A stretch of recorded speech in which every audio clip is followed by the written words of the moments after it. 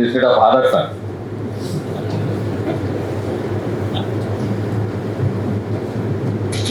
ఇప్పుడు అమానుల్లా గారు బ్రాడ్గా పర్టికులర్గా లేబర్ కోడ్స్ దాని ఇంపాక్ట్ మీద చర్చించడం జరిగింది. మీరు వెంకటరామయ్య గారు వర్క్ షాప్ అని పెట్టారు, కానీ వర్క్ షాప్ ఏం కాదు, చిన్న ఇదే 2 సెషన్ ట్రేడ్ యూనియన్ క్లాస్ అనొచ్చు, లేకుంటే ఒక డెలిబరేషన్ మీటింగ్ అనొచ్చు. వర్క్ షాప్ అయింటే కూడా బాగుండేది. అమనుల్లా ఖాన్ గారు మొదటి స్టార్టింగ్లో అన్నట్టు దీని ఇంపాక్ట్ ఈ క్లాసు ఇక్కడ వచ్చిన వాళ్ళకి అవసరమా అని అన్నారు. డెఫినెట్గా అవసరం. ఇమ్మీడియట్ ఇంపాక్ట్ మన మీద ఉండకపోవచ్చు ఇమ్మీడియట్గా, బట్ ఆల్రెడీ ఇంపాక్ట్ స్టార్ట్ అయింది. ముందుగా అన్ఆర్గనైజ్ సెక్టర్ మీద దీని ఇమ్మీడియట్ డైరెక్ట్ ఎఫెక్ట్ ఉంటుంది. మనం ఇంకా ఆర్గనైజ్ ఉన్నాం, అసోసియేషన్లు ఉన్నాయి, ఇంకా ఉన్నారు లీడర్లు తిట్టడానికో ఫాలో కావడానికో ఇంకా నడుస్తూ ఉన్నాయి ట్రేడ్ యూనియన్స్ అన్న కొంత సినిమాలను దీంట్లో ఉన్నప్పటికీ నెక్స్ట్ టార్గెట్ మనమే, ఇమ్మీడియట్ టార్గెట్. ఆల్రెడీ మన ఆర్గనైజ్డ్ సెక్టార్ను వీకెండ్ చేయడానికి ఇంతకుముందే అమానుల్లా ఖాన్ చెప్పినట్టు ఈ లేబర్ కోడ్స్లో దాన్ని బాగా క్రమబద్ధీకరించినట్టు అవుట్ సోర్సింగ్ను, క్యాజువలైజేషన్, కాంట్రాక్ట్ లేబర్ని, ఫిక్స్ టైం అపాయింట్మెంట్, కాంట్రాక్ట్ ఇవన్నిటిని కూడా లీగలైజ్ చేసి ఇంకా చట్టపరంగా చేసి మనందరిలో, మన బ్యాంకుల్లో, మన ఇన్సూరెన్స్లో, గవర్నమెంట్లో ఇంతకు వారు చెప్పినట్టుగా ఆల్రెడీ ఇప్పటికే ఈ అన్ని సెక్టార్స్లో ఎక్కడెక్కడైతే ఆర్గనైజ్డ్ అసోసియేషన్స్ బలంగా నడుస్తూ ఉన్నాయి, ఇంకా నియర్లీ 40 to 50% ఆల్రెడీ అయిపోయింది కాంట్రాక్చువలైజేషన్ అండ్ అవుట్ సోర్సింగ్.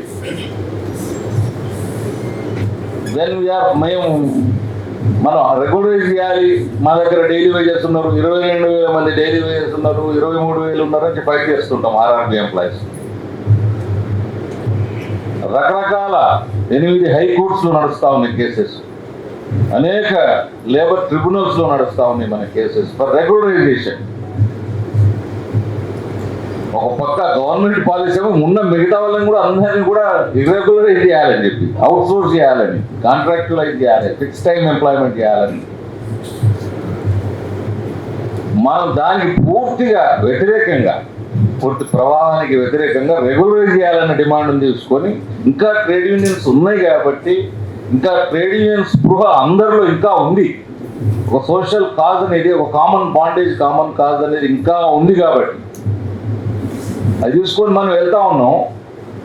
మేము వెళ్తున్నప్పుడు అదే అంటున్నారు గవర్నమెంట్ ఆఫ్ ఇండియాలో డిఎఫ్ఎస్ దగ్గరికి వెళ్తే, DFS highest officers are telling you taken up a very big demand. What is this issue? See you look at our office, we all have all the daily wages on contracts, they have a badges, uniform పెట్టుకొని డిఎఫ్ఎస్లే వాళ్ళ badges outsource employees. You go to supreme కోర్ట్కి వెళ్తే all outsource employees are carrying the files and moving here and there. Agency ఇవన్నీ board పెట్టుకొని పోతున్నారు supreme కోర్టులోనే. Justice, chief justice అన్నాడు. ఎందుకన్నాడు?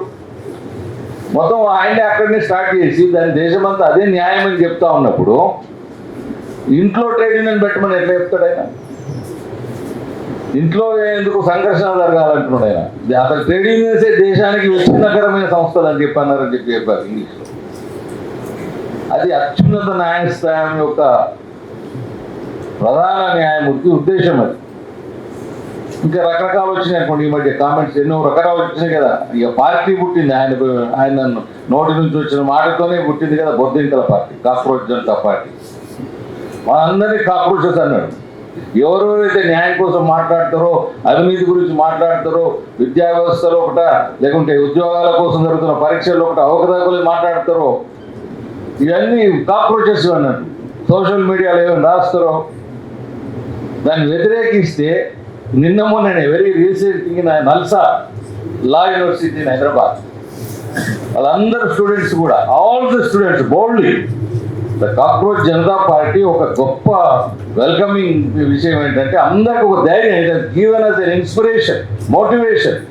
Like 3 years back the Kisan movement దేశంలో పూట రైతుల ఉద్యమం ఓ పెద్ద మనకు ఊపిరినిచ్చింది. చచ్చిపోతున్న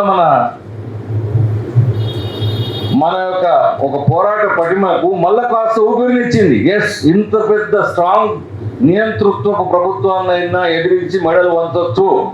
వాడు సారీ చెప్పి 3 లాస్ను వెనకకు తీసుకునేటట్టుగా చేశారు రైతులు. దాన్ని చెప్పుకున్నాం మనం కూడా, మన సమావేశాలు కార్యక్రమాల్లో చెప్పుకున్నాం. ఇవాళ ధైర్యం ఇచ్చింది, ఊపిరినిచ్చింది ఏంటంటే కాక్రోచ్ జనతా పార్టీ. ఈ యువకులే మొండిగా దెబ్బలు తినైనా సరే, టియర్ గాల్స్, పిఎల్ఎక్స్ దెబ్బలు తినైనా సరే నిలబడి పార్లమెంటు సమీపం దాకా వెళ్ళి ప్రభుత్వం చేత అర్ధరాత్రి 12 గంటల రాత్రి డైలీ సీరియల్ 12 గంటల రాత్రి రోజు ఒక రీల్స్ పెట్టుకుంటూ క్షమాపణ చెప్పే పరిస్థితి దాకా తెచ్చారు. వాళ్ళ లేటెస్ట్గా నల్సార్ యూనివర్సిటీలో వాళ్ళ chief justice they wanted to invite him as chief guest. Students అందరూ బోల్డ్లీ, ఎంత ధైర్యం ఉండాలి, బోల్డ్లీ మాకు అసలు చీఫ్ జస్టిస్ అతన్ని పిలవకూడదు, మేము అటెండ్ చేయమన్నారు, కాన్వకేషన్ వద్దు అన్నారు.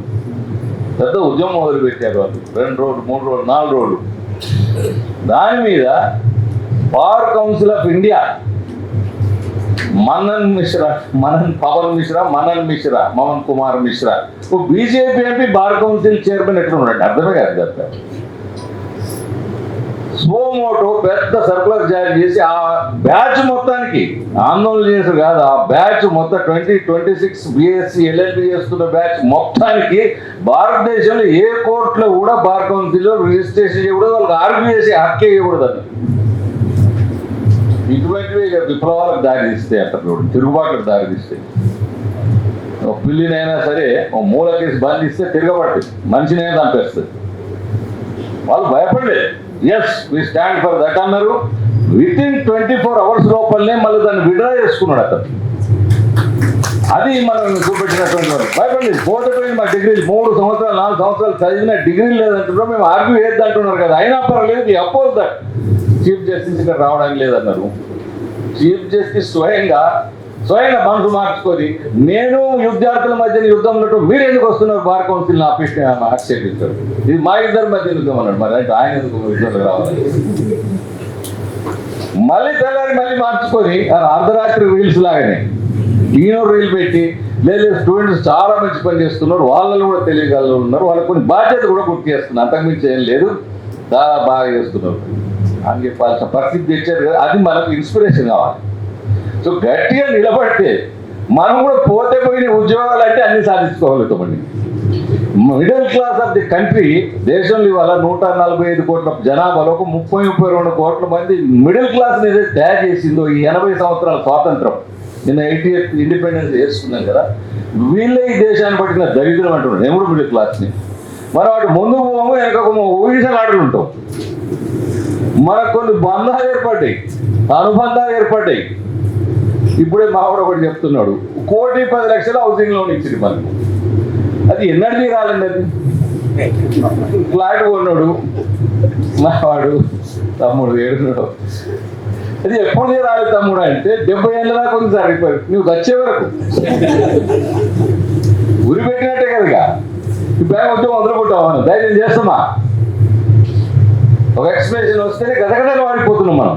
ఎక్స్ప్లెనేషనే మరి ట్రేడ్ యూనియన్ మూవ్మెంట్ అనే ఎక్స్ప్లెనేషన్లు, ఎక్స్పల్షన్లు, ఎన్ని టర్మినేషన్లు అయితే ట్రేడ్ యూనియన్ మూవ్మెంట్ బిల్డప్ అయింది దేశంలో. ట్రేడ్ యూనియన్ మూవ్మెంట్ స్టార్ట్ అయిన తర్వాత ట్రేడ్ యూనియన్ నాయకులు ఎవరైనా ఉద్యోగాలు ఉన్నారా? బయట ఉన్నారా? అసలు కారాగారాలు పనిచేయరు. Ajit Sen founder of the మన ARRBA, మన ప్రెసిడెంట్, వాళ్ళ father Ajit Sen, one of the AIBA, దేశంలో బ్యాంకింగ్ ట్రేడ్ యూనియన్ మూవ్మెంట్ ఫౌండర్లో ఒకతను. ఆయన ఉద్యోగం వదులుకున్నారు. ఆయన ఏం చేశారు, ట్రేడ్ యూనియన్ మూవ్మెంట్ స్టార్ట్ కాగానే ఒక లెటర్ ఇచ్చారు, నువ్వు 500 కిలోమీటర్ల దూరం ఎక్కడ నువ్వు ట్రాన్స్ఫర్ చేసి అక్కడ వెళ్ళిపోతావా, లేకుంటే ఉద్యోగాన్ని వదిలిపెట్టావా, ఏదో ఒకటి రాసి ఇవ్వమన్నారు. ఉద్యోగం వదిలిపెట్టుకున్నారు. బట్ ట్రేడ్ యూనియన్ మూవ్మెంట్లో కంటిన్యూ చేశారు. కాబట్టి వల్ల మనం కాస్త మీటింగ్ పెట్టుకొని మాట్లాడుకోగలుగుతున్నాం. ఇంతకుముందు అమానుల్లా ఖాన్ చెప్పినట్టు ఐటీ సెక్టార్ వాళ్ళు ఒక సెక్టార్ అక్కడ మీటింగ్ పెట్టుకుంటే ఫోటోలు తీసి ఉద్యోగాలు తీసేస్తున్నారనండి అన్నారు కదా. ఇంకా కొద్ది రోజులు, ఎక్కువ రోజులు కాదు, ఈ కాక్రోచ్ జనతా పార్టీ తిరుగుబాటు, ఆ కిసాన్ల తిరుగుబాటు, నిన్న నల్సార్ స్టూడెంట్స్ తిరుగుబాటు లాంటివి జరగకపోతే మనందరినీ నిన్న రెడ్ ఫోర్ట్ నుంచి మోదీ గారు ఏమన్నారు తెలుసా, దిమాగీ నక్సల్స్ అన్నారు.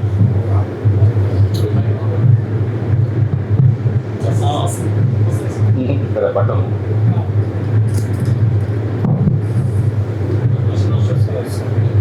ఓకే, దిమాకీ నక్సల్స్ అన్నది new word has come study. దాని అర్బన్ నక్సల్స్ అందరూ ఇంకేదో అందరు కదా. దిమాక్ అంటే మేము ఆలోచించే పౌరులందరూ నక్సల్స్ అయిపోతారండి. ఇక మాట్లాడద్దు, మనం ఆలోచించకూడదు. దిమాకీ నక్సల్స్ తో ప్రమాదం ఉంది. ఈ గెరిలా నక్సల్స్ ప్రాబ్లం అయిపోయింది, అందరికీ కలిసి చంపేసినాం. ట్రైబల్స్ ను, వాళ్ళను వీళ్ళను. ఇక దిమాకీ నక్సల్స్ పని ఉంది అంటున్నారు. రాహుల్ గాంధీని కూడా అర్బన్ నక్సల్ అన్నారు, మీరు చూశారు కదా. మన వైస్ ప్రెసిడెంట్ గా పోటీ చేశారు సుదర్శన్ రెడ్డి గారు అని చెప్పి, రాష్ట్రపతి ఉపరాష్ట్రపతిగా పోటీ చేస్తే అతన్ని అర్బన్ నక్సలే అన్నారు. ఎందుకంటే సుప్రీంకోర్టు జడ్జిగా ఉన్నప్పుడు ఈ దంతెవాడ బస్తార్ ఏరియా లోపల ఒక సల్వాజుడు అనే ఒక ప్రైవేట్ ఆర్మీని పెట్టి ట్రైబల్స్ ను, ఇంటలెక్చువల్స్ ను, అడ్వకేట్స్ ను హింసిస్తుంటే, చంపేస్తుంటే ఆ కేసు వేయింది సుప్రీంకోర్టు దాకపోతే దాన్ని సల్వాజుడును రద్దు చేయమని తీర్పిచ్చాడు. ఇది నక్సల్కి అనుకూలంగా ఇచ్చాడు కాబట్టి ఈయన కూడా అర్బన్ నక్సల్ అన్నారు. ఇక దేశంలో మిగిలింది కూడా నిన్న ఎవరు న్యాయం గురించి మాట్లాడినా, ఏమి గొంతెత్తినా, నిరసన చేసినా, ట్రేడ్ యూనియన్ లీడర్లైనా ఎవరినైనా, ఇప్పుడే అమానుల్లా ఖాన్ గారు చెప్పినట్టుగా ఆగ్రాలో ఈ ఢిల్లీ చుట్టూ ఈ న్యూ లేబర్ కోడ్స్ వచ్చిన తర్వాతనే వార్ వల్ల, అమెరికా ఇరాన్ వార్ వల్ల సిలిండర్ రేట్లు అమాంతంగా 2000, 3000, 4000 అని బ్లాక్ లో.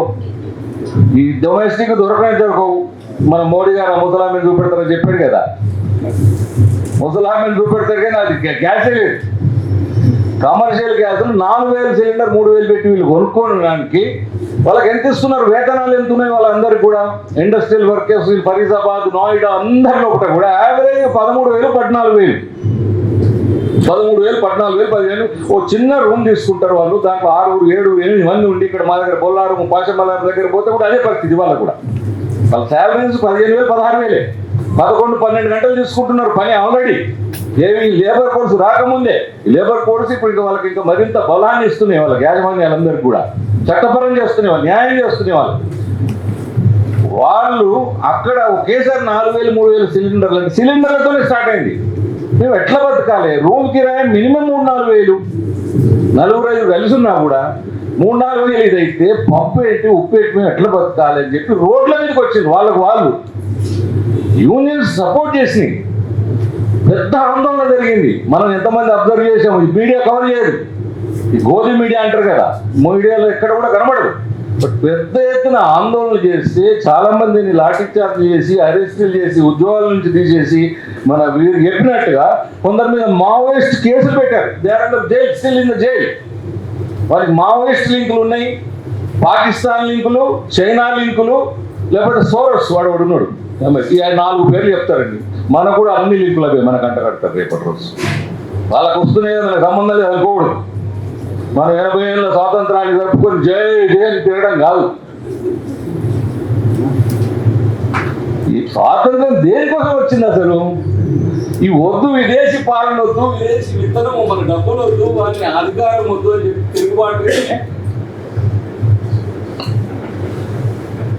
వాళ్ళంతా ప్రాణాలు త్యాగాలు చేస్తే, వారు ఇంతకుముందు చెప్పినట్టు వేలాది మంది, లక్షలాది మంది జైళ్ళల్లో, అండమాన్ లాంటి జైలు క్రూర హింసలకు గురై ఉరిదీయబట్టి భగత్ సింగ్ లాంటి వాళ్ళు, ఉరి కొయ్యలు ముద్దాడుతూ భగత్ సింగ్ లాంటి వాళ్ళు, నేను చనిపోతాను, ఆలోచన సాగదు, నా ప్రజలకు న్యాయం జరుగుతుందని చెప్పి వాళ్ళు దానికోసం అంత త్యాగాలు చేసినటువంటి ఈ స్వాతంత్రం మళ్ళీ ఎక్కడ పోతుంది?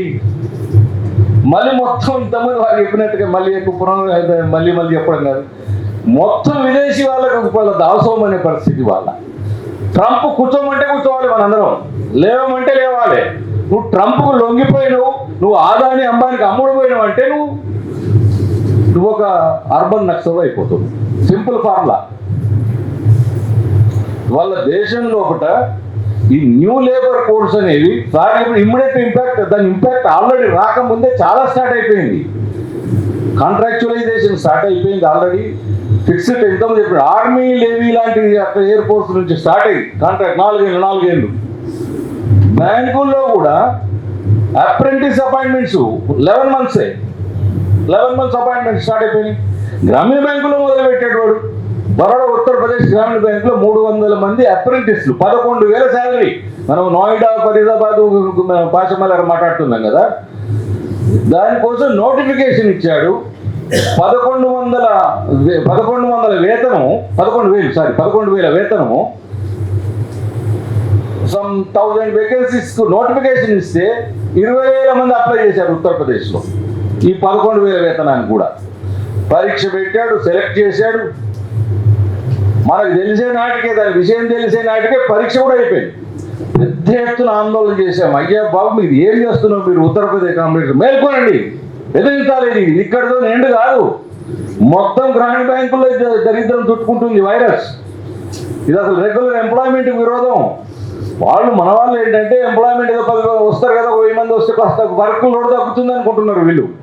కాదు, వర్క్ లోడ్ ఇంకా ఎక్కువైనా భరిద్దాం, రెగ్యులర్ ఎంప్లాయ్మెంట్ కావాలి, రెగ్యులర్ రిక్రూట్మెంట్ కావాలి. పెద్ద ఆందోళన దిగి అన్ని ఆర్గనైజేషన్ కలిపి రిక్రూట్మెంట్ సెలక్షన్ అయిపోయిన తర్వాత ఆపేసాం. మన వాళ్ళ రానికుండా చేశాం. మిగతా వాళ్ళు కూడా మిగతా అన్ని బ్యాంకులకు ఈ పార్టీ వాకేది 2 సంవత్సరాల క్రితం అది స్టార్ట్ అయింది.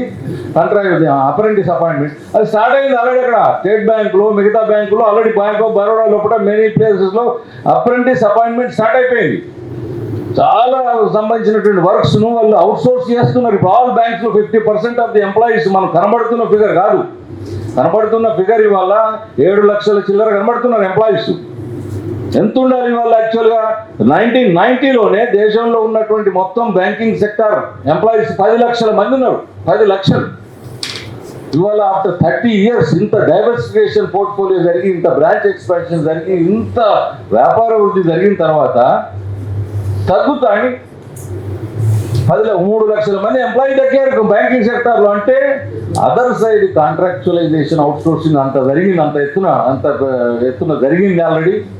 ఇంకా పెద్ద ఎత్తున జరగడానికి, లీగల్గా జరగడానికి, యూనియన్గా మనం ఫైట్ చేయకుండా ఉండడానికి, ఇప్పుడు బరోడా ఉత్తరప్రదేశ్ 2 సంవత్సరాల క్రితం ఫైట్ చేసామన్నా, ఇవాళ ఫైట్ చేయకుండా ఉండడానికి, మరింత బలంగా ముందుకు రావడానికి వాళ్ళు చేస్తున్నారు. బేసిక్గా ఒకటే నేను అప్రోచ్, న్యూ లేబర్ కోడ్సా, అంతకుముందు ఓల్డ్ లేబర్ లాసా, ఏదైనా కూడా అమనుల్లా ఖాన్ గారు చెప్పినట్టుగా మనకు రక్షణ చేయడానికి, బెనిఫిట్ చేయడానికి కాదు, మేనేజ్మెంట్స్కు, ఎంప్లాయర్స్కు, పెట్టుబడిదారులకు వాళ్ళకు సులభతరం చేయడం కోసమే ఉద్దేశించబడి. కానీ కాస్త ఓల్డ్ లేబర్ లాస్ లోపల కొద్దిగా ముసుగు ఉండేది.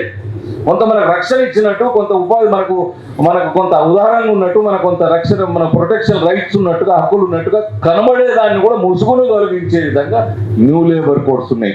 29 లేబర్ లాస్. సార్ చెప్పినట్టుగా అనేక సంవత్సరాల పోరాటాలు, అనేక మంది త్యాగాల తర్వాత, 8 గంటల పని దినం అయితే రక్త తర్పణాల తర్వాత ఈజీగా రాలేదు. ఇట్లా మీటింగులు పెట్టుకుంటే ఏదో ఒక 4 గంటల ధర్నాలు చేస్తే వచ్చినాయి, 3 గంటల కన్వెన్షన్ పెడితే వచ్చింది కాదు.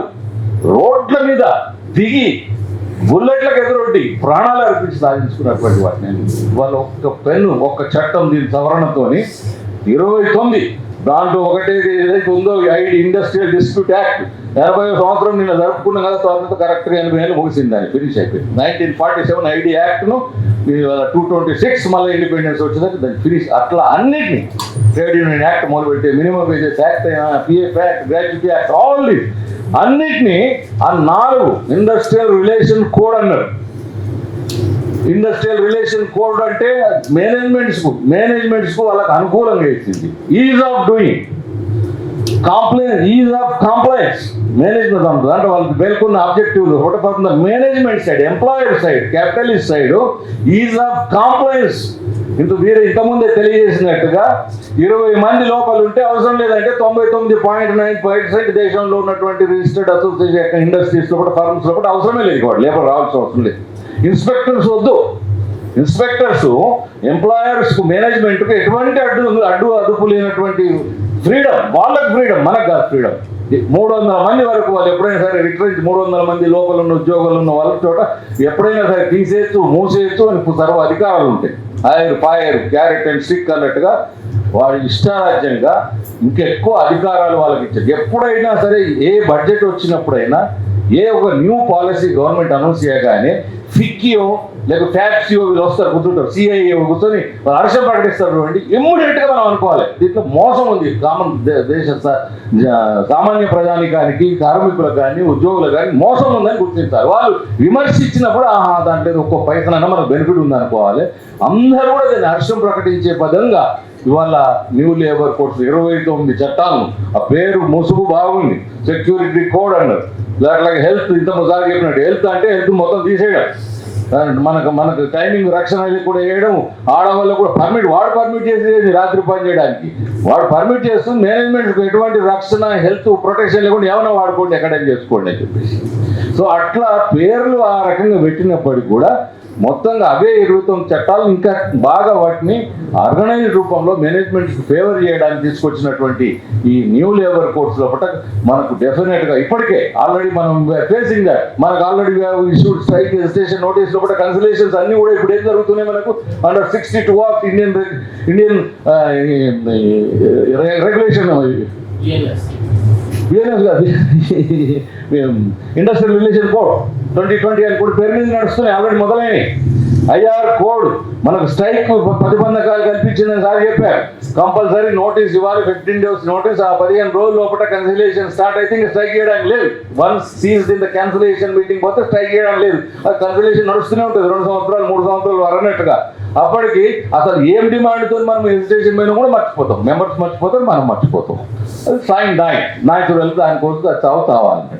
సో ఈ రకంగా మేనేజ్మెంట్కు రక్షణ కల్పించినట్టు హెజిటేషన్ పోకుండా, స్ట్రైక్ పోకుండా. కానీ మన అటువంటి దాన్ని కూడా ఎదుర్కోవచ్చు. ఇంతకుముందు అన్నట్టుగా న్యూ లేబర్ కోడ్స్ కూడా పర్మనెంట్ శాశ్వతం కాదు. మనం అందరం ఐక్యంగా ఉంటే, పోరాడితే, గట్టిగా నిలబడితే ఏం కాదనడానికి రేపు ఎంటైర్ ఒరిస్సాలో మన గ్రామీణ బ్యాంక్ ఉద్యోగులు స్ట్రైక్లో పోతున్నారు, ఎంప్లాయీస్ అండ్ ఆఫీసర్స్. నోటీస్ ఇచ్చినాం, కన్సిలేషన్ పిలిచారు, define that tomorrow we are going on strike. Orissa మొత్తం కూడా అక్కడ మేనేజ్మెంట్తో ఏమిటి డిమాండ్స్ ఏమి తెలుసా? ఏం లేవు demands. Implement the government instructions, HR పాలసీయా 9/48 9 and 11 జాయింట్ నోట్ మీదనా, లేకపోతే ఐఆర్ రూల్స్. ఇప్పుడు రికగ్నిషన్ నామ్స్ ఉన్నాయి, రికగ్నిషన్ చేయడు. జనరల్ సెక్రటరీ ఎవరు ఎలక్ట్ అయితే వాడిని ఏం చేయాలి? యాక్చువల్గా నియరెస్ట్ చాయిస్ ప్లేస్కి వాళ్ళు కదా 500 కిలోమీటర్లు దూరం ట్రాన్స్ఫర్ చేస్తారు. ఎవరు వస్తే వాడు మళ్ళీ సెకండ్ టర్మ్ యూనియన్కి రాకూడదు, 500 దూరం ట్రాన్స్ఫర్ చేయాలి. ఆ బ్రాంచ్లో కూడా మన సెకండ్ మనిషి ఉండకూడదు, రిలీవర్ ఉండకూడదు. ఇప్పుడు హెజిటేషన్ నోటీస్ ఇచ్చి మనం స్ట్రైక్ ఇస్తే టాక్స్ పిలవాలి కదా, టాక్స్ పిలవండి అని మనం డిమాండ్ చేసి గవర్నమెంట్ మీద, నాబార్డు మీద రకరకాల ఒత్తిళ్లు వేస్తే టాక్స్కి పిలవడము సాయంత్రం 6:30 పిలుస్తాడు. దేంతో నువ్వు పని చేసుకొని 500 కిలోమీటర్ ట్రావెల్ చేసి వాడికి డెప్యుటేషన్ కూడా ఇవ్వకుండా 6:30కి రావాలి అంటే మళ్ళీ వాళ్ళని నిఘా పెట్టి రేపటి రోజు నువ్వు వర్కింగ్ అవర్స్లో వెళ్ళిపోయినా మళ్ళీ ఒక ఛార్జ్ షీట్ పనిష్మెంట్ చేయడానికి. ఇది ఒక రకమైన దొంగ నాటకాలతో చేస్తున్నారు. కాబట్టి మనం నిన్న కూడా ఆ చైర్మన్తో చాలా దఫదఫాలు చర్చలు జరిపి తప్పని పరిస్థితిలో ఒకట రేపు కన్సిలేషన్ కాదని కూడా రేపు మనం స్ట్రైక్ పోతుంది ఒరిస్సా మొత్తం. సో మనం ఇప్పుడు నోయిడాలో చెప్పాము, ఇంతకుముందు చెప్పినట్టుగా న్యూ లేబర్ కోడ్స్ వచ్చినా ఇంకేం వచ్చినా సరే, రూల్స్ మనకు ఎంత వ్యతిరేకంగా ఉన్నా సరే ఉన్నాయి, డెఫినెట్గా ఉన్నాయి. అవి ఎప్పుడంటే మనం డామినేట్ చేసి మనం మొత్తం కూడా ట్రేడ్ యూనియన్ మన హక్కులన, మన రక్షణలు అన్నింటినీ కూడా నష్టపరిచేది ఎప్పుడంటే మనం ఐక్యంగా లేకుంటే. వారు చెప్పినట్టు లాస్ట్ పాయింట్ ఒకటి చెప్పారు, మనను డివైడ్ చేయడానికి ఇవాళ ఎన్ని ఉన్నాయో దేశంలో 99% పరిస్థితులు మనకు వ్యతిరేకంగా ఉంది. 99% మీడియానా, పేపరా, లేకుంటే వ్యవస్థ, కోర్టుల, లేబర్ కోర్టుల, ఈ పొలిటీషియన్సా. ఇంతకుముందు ఏ పొలిటీషియన్ దగ్గర పోయినా, ఏ ఎంపీ దగ్గర పోయినా, 30 ఏళ్ల క్రితం మేము ఈ గ్రామీణ బ్యాంకులు మేము గ్రామాల్లో పనిచేస్తున్నాం, పేదవాళ్ళ కోసం చేస్తున్నాం, రైతుల కోసం చేస్తున్నాం. అయ్యే ఉద్యోగులకు ఇట్లా న్యాయం జరగట్లేదు, మేము ఉద్యోగులకు కూడా మరి ఆ బ్యాంకులతో సమానంగా వేతనాలు కావాలంటున్నాం వాళ్ళలాగా అని వెళ్ళినప్పుడు అరే అన్యాయం అండి, మీకు కూడా న్యాయం జరగాలి, అవును రూరల్ ఏరియాస్లో బాగా చేస్తున్నారు అనేవాళ్ళు. ఇవాళ రివర్స్గా ఉన్న మొత్తం ఒక 100 మంది ఎంపీలు కలిస్తే ఒక ఒకరు మాట వరకు కానీ వాళ్ళు తయారయ్యారు. 90 మంది ఏమంటున్నారంటే మీకు అసలు జీతాలు ఎక్కువైనాయి, మీకు అసలు ప్రైవేటైజేషన్ అయితే మీకేమి నష్టము, ఇంకా మంచిది కదా ఐపీఓ వస్తే మీ బ్యాంకులే బలమైతే కదా. ఇంకొక ఎంపీ అయితే ఎక్కడ దాకా పోయాడంటే ఐపీఓ అంటే ఎంతకు వస్తుంది, మనం కూడా పెట్టచ్చు కొనుక్కోవచ్చు అని ఆయన ఎంపీ ప్లాన్ చేస్తాం. మా ఆంధ్రప్రదేశ్ ఎంపీ ఏమన్నాడంటే ఎంత పెట్టుబడి పెడితే నేను ఆ బ్యాంకును మొత్తం కొనుక్కోవచ్చు. ఐపీఓ ప్రైవేటైజేషన్ వ్యతిరేకిస్తే కూడా ఎంపీలు దాంట్లో మనకేం లాభం వస్తుందని యాంగిల్లో ఆలోచించే పరిస్థితి వల్ల, అంటే మనకు ఇవాళ ఒక పక్క రాజకీయ వ్యవస్థ అట్లా ఉంది, లీగల్ వ్యవస్థ అట్లా ఉంది. ఇంకెక్కువ మాట్లాడడం బాగుండదు చీఫ్ జస్టిస్ కోసం.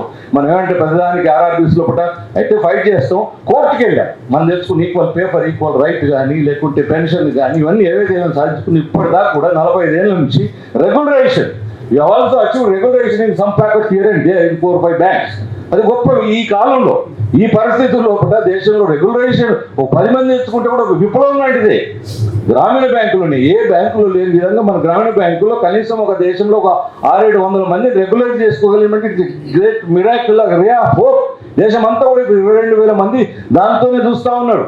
సుప్రీంకోర్టు కూడా డైరెక్షన్ ఇచ్చిన తర్వాత కూడా ఇవల్ల గవర్నమెంట్ స్కీమ్ తయారు చేసి మొత్తం రెగ్యులరైజేషన్కు మొత్తం స్కీమ్ తయారై ఎఫ్ఎం ఆఫీస్ వరకు పోయి వెనకకి తిరిగింది వాళ్ళు. Regularisation special scheme was prepared by the one standing consultative committee and went up to finance ministry for approval.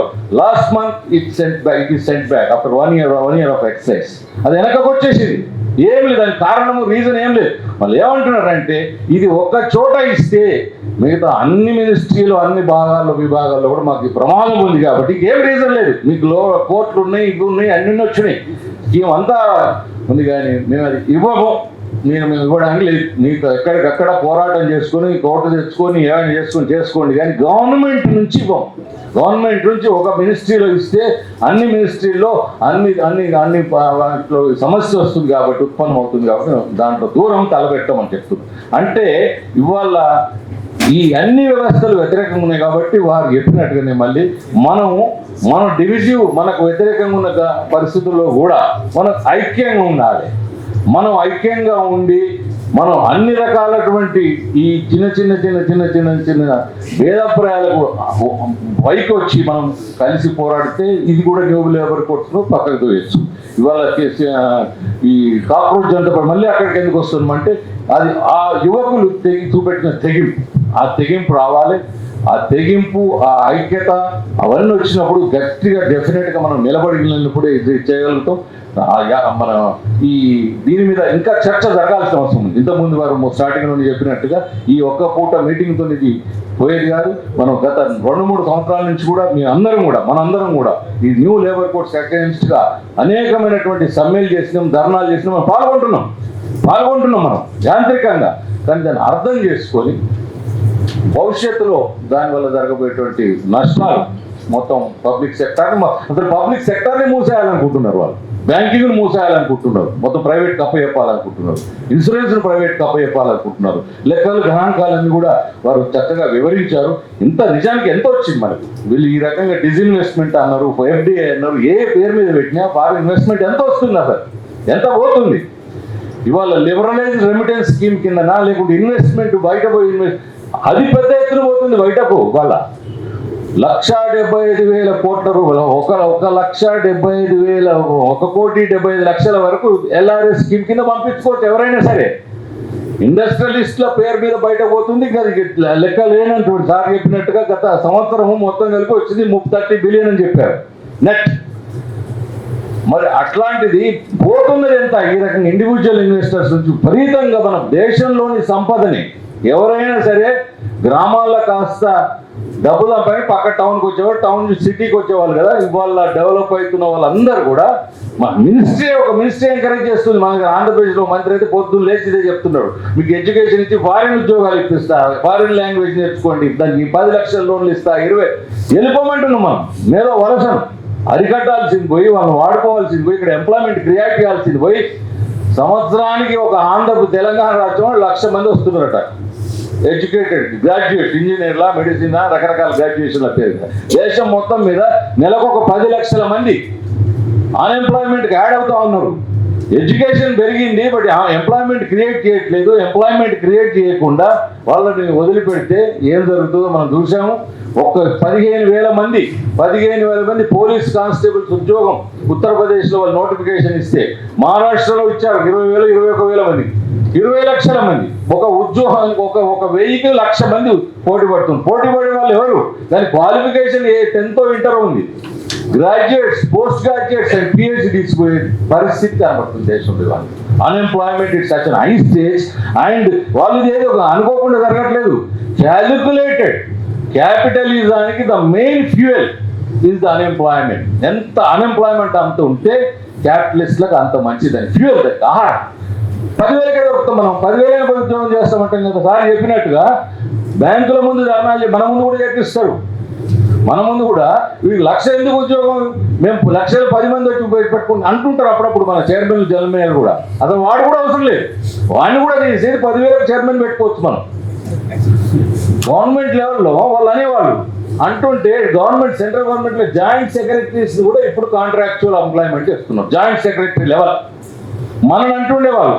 బ్యాంకింగ్లో ఇవాళ ఏజీఎంలో డీజీఎంలో కూడా కాంట్రాక్ట్ ఎంప్లాయ్మెంట్ తీసుకునే పరిస్థితి వచ్చింది. వాళ్ళకు కూడా వస్తుంది రేపటి రోజు. ఇవాళ మనం చూస్తున్నాం చాలా స్పష్టంగా. మన తెలంగాణ ఆర్టీసీ వాళ్ళు స్ట్రైక్ పోయారు, స్ట్రైక్ నోటీస్ ఇచ్చి స్ట్రైక్ ఇంక కాలేదు, కమెంట్స్ చేయబోతున్నారు. బోర్డులు పెట్టి ఎంప్లాయ్మెంట్ రిక్రూట్ చేసుకున్నారు. టెంపరీ 10,000 15,000 డ్రైవర్లను కండక్టర్లను కాంపిటీషన్. అంటే మీరు రెగ్యులర్ ఎంప్లాయ్మెంట్కు అన్ఎంప్లాయీస్ ఎంత ఎక్కువ ఉంటే దేశంలో పెట్టుబడిదారులకు అంత లాభం. అందుకని కావాలని సృష్టించి ఇవాళ అన్ఎంప్లాయ్మెంట్ కొరతను సృష్టించుకొని దాంతో నోయిడాలు ఇండస్ట్రియల్ ఏరియాస్ లోపల ఫరీదాబాద్లా లేకుంటే హైదరాబాద్ చుట్టుపక్కల 12,000 13,000 14,000 సార్ చెప్పినట్టు బతకగలుగుతారు. ఇవాళ ఎవరైనా బతకగలుగుతారా? మా దగ్గర ఒక వాచ్మెన్ చెప్తున్నాడు, 2 పిల్లలు ఉన్నారు. ఒక పిల్లవాడు వాచ్మెన్, వాడికి వాడు భార్య కష్టపడి పెట్టి 30 రూపాయలు సంపాదిస్తారు అన్ని కలిపి 70,000 అట. ఒక ప్రైవేటు స్కూల్లో 70,000 ఫీజు, చిన్నదే లోకల్ అక్కడ ఉన్న దగ్గర. రెండో బాబుని ఎందుకు పంపుతారు అంటే 70,000 సార్ వీడికి ఏం పెట్టాలి, మళ్ళీ ఇంకా ఇంకో ఏడాది తర్వాత, ఇప్పుడు ఆల్రెడీ 5 ఇంకో ఏడాది తర్వాత చూస్తాం సార్ 70,000 తీసుకుంటున్నారు. అంతకన్నా తక్కువ లేవా మరి ఇంకా వేరే కుదరదు అంటే ఎంత తక్కువ 30-40,000 అడుగుతున్నారు. అంటే వాడు రూము, వాడు బతుకు ఎట్లా, వాడు బట్ట ఎట్లా, ఈ రోజు పరిస్థితి ఇది ఎప్పటిదో 100 ఏళ్ల క్రితం మాట్లాడట్లేదు మనం.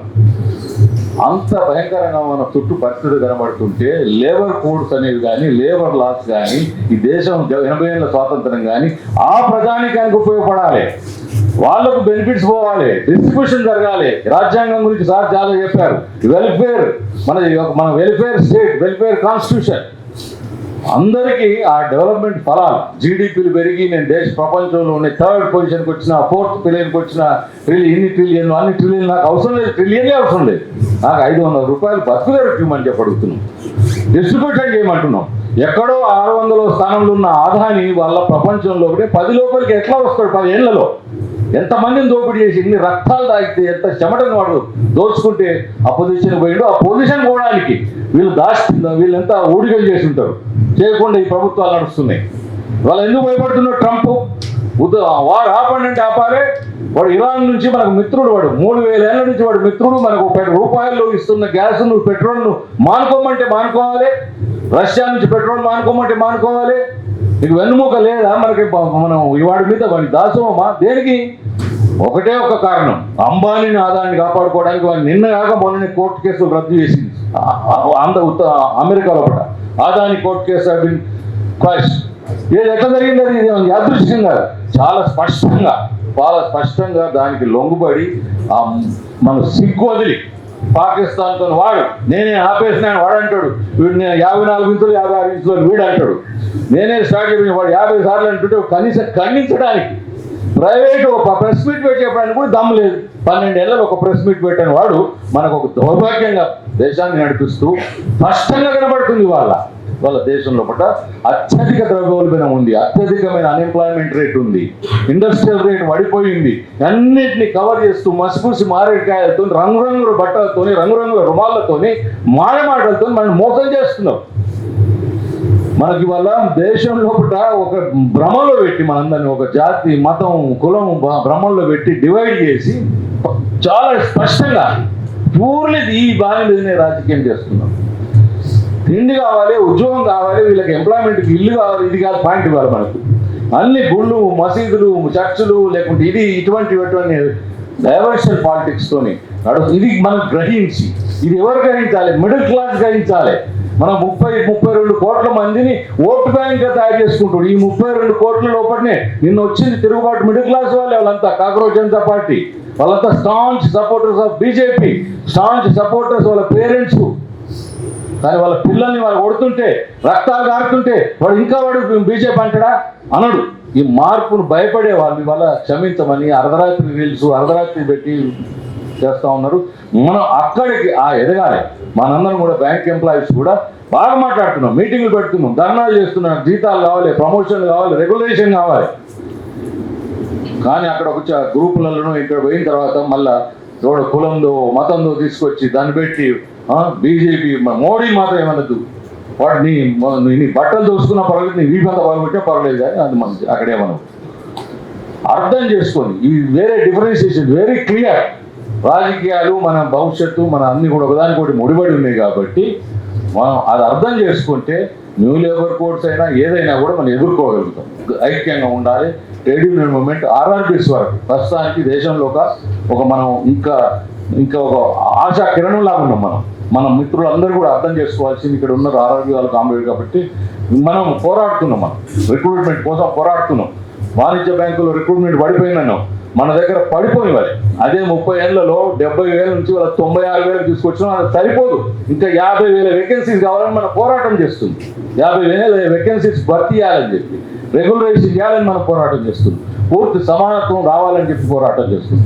సో ఇటువంటి తీసుకొని పోతున్నాం మనం.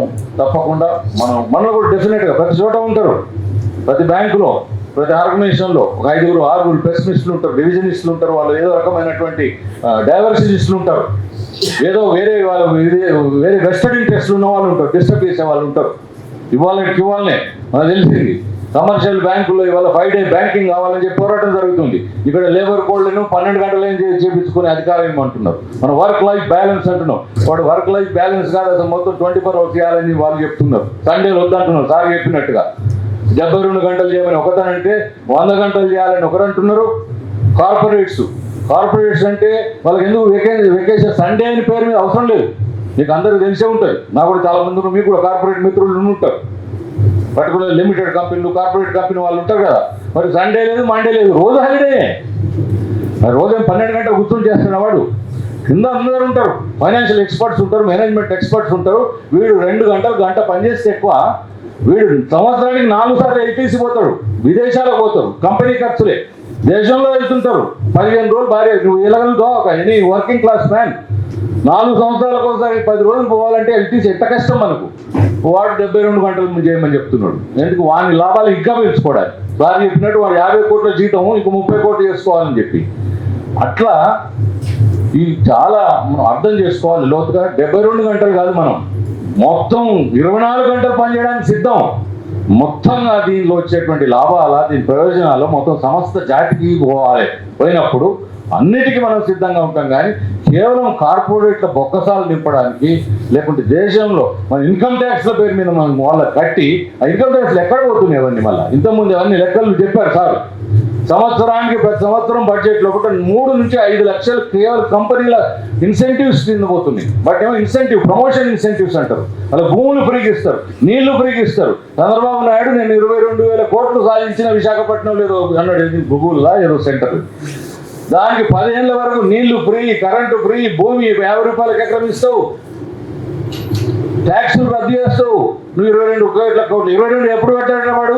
20 ఏళ్ళలో పెడతా అని చెప్తాడు. వాడు పెట్టేది ఎందుకు? సత్యం ఇప్పుడు మొదలైతే మనకి 200-300 ఎకరాలు దారాదత్తం చేస్తాం. ఇది ఇన్సెంటివ్ ప్రమోషన్ అని చెప్తారు, ఎంప్లాయ్మెంట్ క్రియేషన్. ఇవన్నీ కూడా పెద్ద ఎత్తున డ్రామాలు, పెద్ద ఎత్తున మోసాలు క్లియర్ స్పష్టంగా జరుగుతూ ఉన్నాయి. మనకిచ్చేవి మాత్రం మనం కూడా చాలా మంది మనలో దీంట్లో పడిపోతుంటారు మాయలో. ఫ్రీ బీస్ రద్దు చేయాలి పడుతుంటారు వాట్సాప్లో, ఫార్వర్డ్ ఫ్రీ బీస్. నీకు ఇచ్చే జీతం కూడా ఫ్రీబీ వాడి ఉద్దేశంలో. రేపు అంటాడు, ఇవాళ అన్నట్లే వాడు. నీకు ఇచ్చే పెన్షన్ కూడా ఫ్రీబీయే కాబట్టి నువ్వు మర్చిపోతున్నాడు. నువ్వు ఇవాళ వాడికి బియ్యం 5 కిలోలు ఇస్తే నువ్వు ఫ్రీబీ వాడిని అన్యాయం పడి చంపేయాలంటున్నావు, నువ్వు వద్దంటున్నావు. దానివల్ల నష్టపోతుంది అంటున్నావు. జడ్జి అంటున్నాడు, high court judge, Telangana high court judge అంటున్నాడు, సుప్రీంకోర్టు ఫ్రీ బీస్ రద్దు చేయాలి. మనం కూడా అది మాయాలు పడుతున్నాం. నీకు ఇచ్చే శాలరీస్ అసలు ఎంప్లాయ్మెంటే ఫ్రీబీ అంటున్నారు. మీరు అర్థం చేసుకోవట్లేదు. మొత్తం కాంట్రాక్ట్ అవుట్ సోర్సింగ్ లో 15,000 వస్తారు, నీకు 1,00,000 పెట్టుకోవాల్సిన అవసరం ఏంది నాకు? This is a freebie, don't forget. మన ఫ్రీబీ వారి ఫ్రీబీ ఒకటే. రేపటి రోజు వాళ్ళు వాడిని అంటున్నారు, రేపటి రోజు నిన్ను అంటారు. అప్పుడు ఎవరు మనకు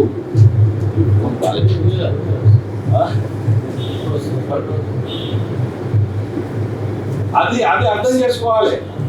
ఒక ఫేమస్ సేయింగ్